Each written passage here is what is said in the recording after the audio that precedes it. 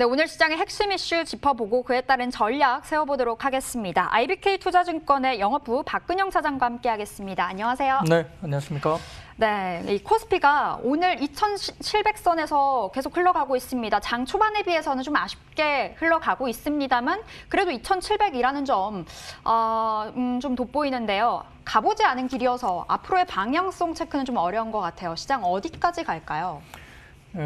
상승 종목 수보다는 하락 종목 수가 좀 많으니까 네. 사실 뭐 투자자 입장에서는 수익 내기가 조금 어려운 시장일 수도 있겠지만 대형주 중심에 특히 이제 대형주 중에 신고가 나오는 종목들이 오히려 더 굉장히 가볍고 더 가는 종목들 그리고 이제 중소형주들이 다소 이제 조금 이제 특별하게 좀 쉬어가는 사실 뭐 코스닥도 오늘 뭐 920선 언저리 이야기됐지만은 셀트리온 그룹 주가 워낙 강세이기 때문에 이 시가총액에 미치는 어떤 영향이 굉장히 크다고 보면 삼성전자, 하이닉스, 셀트리온 그룹 뭐 이렇게 그리고 오늘 5G 관련 종목들 이렇게 본다면 사실 될 것 같고요.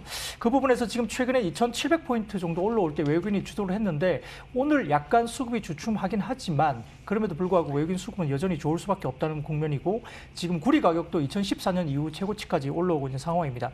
좀 더 갈 수 있다는 세 가지 정도 근거를 제가 제시 드리겠습니다. 일단 한국 시장의 그 ERP 그러니까 주식 관련된 리스크 프리미엄이라고 하는데요.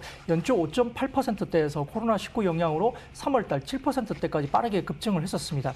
다만 그 경기 회복에 대한 기대감이 반영되면서 11월에 5%대로 다시 주저앉았기 때문에 2005년 이후 최저치를 기록하고 있습니다. 따라서 리스크 프리미엄 관련된 이 부분이 하락이 되기 때문에 밸류에이션 상승으로 귀결될 가능성이 높고요. 추가적인 밸류에이션 상승도 기대할 수 있기 때문에 지금 3,000포인트 시대의 이야기 나오는 것이 이 부분의 근거가 먼저 되겠습니다. 두 번째로는 수익성 개선인데 지금 뭐 PER이 상당히 높지 않느냐라고 이야기가 일부 나오지만 글로벌 대비 상대 PE는 0.68배입니다. 2010년 이후에 평균 0.7배보다 여전히 현저하게 낮은 수준이기 때문에 글로벌 피어 그룹, 그러니까 글로벌 피어 국가들이 사실은 더 많이 올랐다 볼 수 있겠는데요. 여기에 따라서 한국이 오르긴 했지만 밸류에이션 부담이 별로 없다란 부분이고요. 또한 글로벌 대비 한국 기업들의 최근의 수익성 개선 그리고 코스피 기준 내년 추정치가 ESP가 한 35에서 40% 정도 올라간다고 생각한다면 한국 기업들의 ROE 갭이 글로벌 기업들 대비 최근 굉장히 축소되고 있고 2019년 마이너스 6.1%를 저점으로 해서 최근 마이너스 3.9%까지 한국 기업들의 ROE가 급격하게 올라오고 있기 때문에 여기에 대해서도 밸류에이션 상향은 충분히 가능하다. 그리고 마지막 부분에서는 긍정적 수급 현황인데 아시다시피 고객 예탁금이 60조 원대 그리고 외국인이 11월 달 5조 원 코스피 순매수를 했고요. 12월에도 4일간 1.5조 원 순매수를 했는데 아마 1월 말 이후 10월까지 약 30조 원 정도까지 팔았습니다.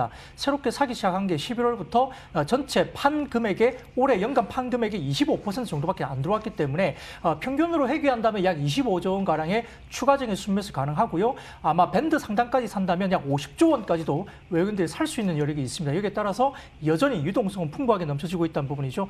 따라서 최근에 말씀드렸던 밸류에이션 부분이 과거 10년 동안 코스피의 PBR이 약 1.1배에서 1.3배 정도 수준으로 움직였기 때문에 현재 기준 코스피의 트레일링 PBR 기준이 1.14배입니다. 1.3배까지는 여전히 룸이 많이 남아 있습니다. 여기에 따라서 추가적인 코스피 상향 조정은 충분히 가능하다 볼 수 있겠습니다. 네, 아무리 시장이 좀 많이 올라서 이제 고점이다 이런 생각이 좀 강했었는데 시장 더 간다, 갈 수 있다라는 이야기 주셨습니다. 세 가지 관점으로 좀 체크를 해주셨고요.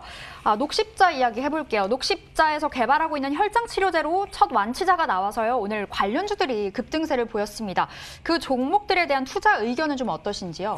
네, 뭐 혈장 치료제가 됐건 백신이건 뭐 어떤 치료제가 됐건 빨리 나오기를 사실 개인적으로 네. 바라고요. 그래야지 우리가 생활 자체가 좀 정상적으로 돌아갈 것 같은데 녹십자 같은 경우는 이제 10월 21일 CPI 관련해서 동사와 5억 도주 규모의 코로나19 백신 CMO 관련된 계약 체결을 발표했습니다. 이번 CMO 계약 가치는 약 2조 8,620억 정도로 추정이 됐기 때문에 도수당 단가 4,000원 정도의 OPM 50%를 가정한 수치입니다. 영업가치 2조 2,896억 정도가 추정되는 상황이고요. 또한 4분기에 혈우병 관련된 그린지네프 관련된 중국 허가 그리고 헌터라제 ICV 일본 허가라든지 그다음에 면역질환 관련된 IVIG 관련된 미국 허가 신청 등 다수의 R&D가 녹십자에게 아직은 모멘텀이 기대되고 있는 상황이고요. 4분기 호실적도 여전히 이어질 가능성이 상당히 높습니다. 아마 북반구 지역 수요 증가로 멕시코향 독신 독감 백신 관련된 수출 계약이 약 300억 정도 발생 예정이 된 상황이고요. 수출 부분 혈액 제재 267억 원, 백신 제재 176억 원 기록할 전망으로 있고 2021년 연간 매출은 약 1조 5,604억 원, 그리고 영업이익이 826억 정도인데 이것은 결국 CMO 물량 반영 전의 실적 추정이기 때문에 만약 연간 2억 5천만 도주 생산 시에는 매출액이 1조 원의 영업이익이 약 5천억이 애도이 되기 때문에 여전히 굉장히 상당히 큰 레벨업이 있습니다. 따라서 이제 아직 부킹 계약 체결 상태이긴 하지만 3월까지 내년 3월까지 본 계약 체결에 따른 실적 가시성이 높아질 것을 보고 있기 때문에 녹십자라든지 이와 관련된 종목들은 좀 더 이어질 수 있겠다 볼 수 있겠습니다. 네, 녹십자 모멘텀이 살아있네요. 4분기 실적도 좋을 거라고 체크해 주셨으니까요. 녹십자 좀 흐름 놓고 우리가 긍정적으로 체크를 해보도록 하겠습니다. 조금 전에 잠깐 언급을 해주셨는데 구리값이 강하게 올라가고 있더라고요. 7년 만에 최고치라고 하는데 이제 구리 강세장이 본격화되는 건가 좀 궁금하기도 하고 관련된 종목은 뭐가 있을까요? 네, 이제 구리는 이제 최근에 11월 16일 톤당 7,093달러 기록하면서 2018년이죠. 2018년 6월 17일 이후에 처음으로 7,000달러를 상회하는 강세가 실현됐고 12월 3일에는 7,669달러로 7년 8개월 내에 가장 높게 올라왔습니다. 구리는 가장 우리가 바로미터로 갈 수 있는 게 경기 지표에 대한 선행 지표로 볼 수 있기 때문에 경기 회복에 대한 기대감이 상당히 많이 반영되고 있다 볼 수 있겠고요. 아마 구리 가격의 상단은 아마 시계열 포워드 이야기한다면 톤당 8,000달러 정도까지는 충분히 간다라고 지금 추적 분석치가 나오고 있는 상황입니다. 풍산 같은 경우가 여기에 대해서 가장 수혜를 받을 수 있는 종목으로 볼 수 있는데 부산 공장 부지 중에 72%가 부산시에서 지금 이야기하고 있는 센텀 위주구 도시첨단 산업단지에 편입되면서 공장 이전을 추진 중인데 부산 공장 토지 장부가가 1,811억 원입니다. 시장 가치가 7천억에 육박하기 때문에 여기에 대한 자산 재평가가 이룰 수 있어서 프리미엄이 충분히 붙을 수 있고요. 따라서 이제 내년 연결 기준으로 이제 구리 가격이 상승되면서 매출액이 2조 9천억 정도 그리고 영업이익이 1,370억대 정도 추정이 되는데 아마 이제 2021년 신동 제품 판매량 회복이 관건인 것 같고 구리 가격 상승이 이익 개선을 충분히 이룰 수 있습니다. 거기다가 우리가 이제 좀 더 하나 모멘텀을 볼 수 있는 것은 이 탄환이죠. 탄환. 북미향 탄환 수출이 4분기부터 본격화되고 있다고 이야기되고 있는데 아시다시피 이제 미국 같은 경우는 최근에 탄환 급증으로 지금 이야기되고 있는 상황입니다. 왜냐하면 코로나19와 더불어서 이제 인종차별에 대한 폭동 시위나 이런 것을 대비해서 총기 관련된 수요가 굉장히 급증하면서 또 바이든 대통령 당선자가 되면 총기 규제 관련된 이슈가 있습니다. 따라서 탄환 사재기 수요가 올해 하반기부터 내년 상반기까지 상당히 급격하게 올라올 가능성이 높다는 점에서는 탄환을 만드는 풍산이 지금 미국향 매출이 상당히 급증될 수 있다는 점에서도 매출 관련 이슈가 상당히 올라온다는 점, 이 부분도 주목할 필요가 있겠습니다. 네, 구리값이 경기 지표의 바로미터다라고 평가를 해주셨습니다. 이 4분기부터 탄환이 수출이 좀 증가가 기대된다고 합니다. 이 풍산을 종목 짚어주셨는데요. 풍산도 우리가 체크를 해보도록 하겠습니다. 자, 현대차에 이어서 기아차도 리콜 이야기가 들려왔습니다. 그 물량이 좀 어마어마한 것 같아요. 거의 30만 대 가까이 되는 수준인데요. 자동차주들 좀 어떻게 이 이슈로 평가를 해볼 수 있을까요? 네, 뭐 결론적으로 말씀드리면 4분기 실적 영향 거의 없다 말씀드리고 싶은데요. 말씀드렸듯이 이제 기아차는 29만 5천 대 정도 리콜이 발표됐고 현대차도 지난 주말 12만 9천 대 정도 이야기됐습니다. 엔진 진동 감지 소프트웨어 업데이트하는 방식으로 리콜이 진행될 것이고 엔진 내 베어링 손상이 발견되는 경우에 한해서 교체가 될 가능성이 있고 미국에서 리콜이 진행됐기 때문에 국내에서도 같은 차종에 대한 리콜 관련된 이슈도 발생할 수는 있습니다. 다만 이제 이들 모델에 대한 리콜 비용은 새로운 내용이 아니고요. 지난 3분기에 발생했던 빅베스가 이미 선반영됐다는 점, 그리고 이제 추가적인 비용은 매우 제한적인 수준이다 볼 수 있겠고 3분기에 반영된 엔진 품질 비용 리콜과 상당히 겹치는 차종이 많기 때문에 일부 차종만 4분기에 규모가 조금 반영된다는 점에서는 4분기 실적을 뜯어봤을 때 아마 별도의 IR에서 언급이 없다면 4분기 실적의 영향이 거의 감지되지 않을 정도의 수준이기 때문에 실적에 대한 부분에 대해서는 이미 반영이 됐다는 점에서 크게 조정의 빌미는 되지 않는다 볼 수 있겠고요. 미국 검찰 조사도 무혐의로 종결이 됐습니다. 따라서 몇 년간 현대기아차를 괴롭혀온 엔진 문제가 어느 정도 일단락된다는 점에서는 어느 정도 불확실한 해소라는 점에서는 아마 오히려 더 긍정적인 차원에서 볼 수 있겠습니다. 네, 이 리콜 이슈가 실적에 미칠 부분은 좀 미미하다라고 평가를 하고 계시네요. 좀 다행인 것 같고요. 그렇다면 차장님 보시기에 뭐 기아차, 현대차 지금 같은 때에 진입할 수 있다라는 관점이신 거죠? 네, 단기적으로 조금 올라왔으니 눌림목은 필요하겠습니다만 뭐 기존의 내연기관 관련된 밸류를 받다가 전기 수소차 관련된 밸류를 받을 수밖에 없는 상황이고 지금 글로벌 어떤 그 자동차 섹터 중에 현대기아차만큼 지금 이익을 내는 회사가 아마 글로벌리 테슬라 빼고는 없다고 보이거든요. 네. 그렇기 때문에 프리미엄 줄 수 있다는 점에서는 아마 밸류에이션 상향 조정이 충분히 되면서 여기에 대한 주가 부분이 좀 더 올라갈 수 있다 보는데요.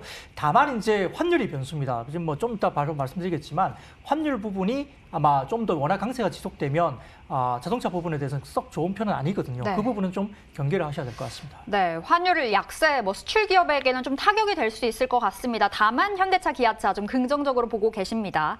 자, 이번 주에는 목요일에 선물 옵션 만기일 변수가 있을 것 같기도 하고요. 이에 따라서 좀 주목할 만한 이슈들 챙겨볼 수 있을까요? 네, 만기일은 항상 뭐 변동성이 있는 이슈이기 때문에 여기에 대한 부분은 근데 만기일 당일보다는 이제 만약에 변동성이 있을지라도 그 전에 며칠 전부터 반영을 하니까 당일날 뭐 급박하게 뭐 반등 그게 관련된 변동성을 일으킬 것 같지는 않습니다. 다만 지금의 가장 큰 변수는 외국인이 수급을 이끌고 국내를 이끌어왔기 때문에 국내 시장을 이끌어왔기 때문에 이 외국인 수급에 영향을 미치는 환율입니다. 원달러 환율이 상당히 중요합니다. 지금 이제 그 8월 그러니까 2018년 5월 이후에 처음으로 1,100원 이하의 원달러 환율까지 내려왔고요. 이는 이제 2021년 중국 GDP 성장률이 워낙 연중 최고치인 8.2%까지 급증을 하고 있는 반면 미국의 GDP 대비 재정 적자 전망치가 마이너스 9.8%까지 내려왔기 때문에 이 워낙 강세 신흥국의 달러 대비 가치가 상당히 올라갈 수밖에 없는 상황이다 볼 수 있겠고 2009년에서 11년 사이에 미국의 대규모 재정 적자 국면에서 달러 인덱스는 아마 88포인트에서 74포인트까지 약 16% 하락하면서 이 구간의 원달러 환율 하락이 1,530원에서 1,050원까지 약 32%나 절상된 기억이 있습니다. 최근에 이제 2분기에서 내년 4분기까지 미국 GDP 대비 재정 적자가 8% 정도 유지가 되고 있는 예상이기 때문에 이와 비슷한 구간을 볼 수 있겠고 2020년 달러 인덱스가 고점 대비 현재 8% 하락했고요. 원달러 환율은 13% 절상됐습니다. 과거에 비춰보면 아직까지는 추가적인 달러 약세, 원화 강세가 충분히 가능하다 열어둬야 되겠고요. 일반적으로 이제 1,050원 정도가 1차 저항으로 보입니다. 여기에 따라서 추가적으로 더 빠진다면 1,000원대까지도 갈 수 있는 부분이 열리는데요. 일단 그 원달러 환율 기준에서 1,100원에서 1,050원 사이가 외국인이 가장 활발하게 국내 주식을 샀던 기억이 있고 코스피 내 대부분 업종에서 외국인 순매수가 일어나는 환율 구간입니다. 반도체가 가장 강력하게 살 수 있는 구간이 이 구간을 볼 수 있기 때문에 최근에 반도체 관련된 물론 이제 정전 이슈 때문에 좀 더 좋은 이벤트가 생겼지만 반도체 빅사이클을 앞두고 외국인이 산다는 것은 충분히 가능한 부분이고요.